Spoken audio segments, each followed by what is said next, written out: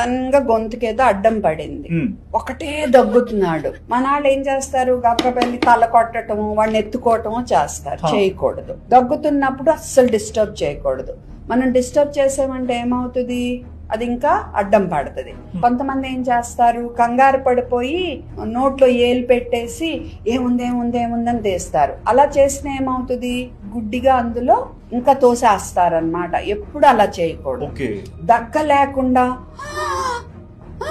అంటున్నాడు అనుకో, లేదా అసలు ఇంకా దగ్గలేకపోతున్నాడు, గొంతే వినపడట్లా, పాపం మీకు తెలిసిపోతుంది, ఉక్కిరి బిక్కిరి అయిపోతున్నాడు అనుకో, అప్పుడు కదిలించాలి. కదిలిచ్చి నెమ్మదిగా ఇలా ఎత్తుకుని ఇలా డౌన్ కి పడిపోకుండా మన చేతిలో ఇంచి, మెడ కాదు, ఇక్కడ దవడ పట్టుకుని వీపులో మధ్యలో 1 2 3 4 5 కొట్టాలి.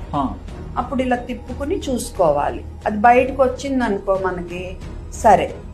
కనపడితే తీయాలి, గుడ్డిగా పడవకూడదు. రాలేదనుకో ఈ నిప్పుల్స్ మధ్య సెంటర్ లో కొంచెం కింద 1 2 3 4 5 ఇలా వెనకాల 5 సార్లు, ముందు 5 సార్లు, అలా 3 సైకిల్స్ అయ్యాక కూడా రాలేదనుకో మనం ఆసుపత్రికి బయలుదేరటమో 108కి ఫోన్ చేయటమో బెటర్.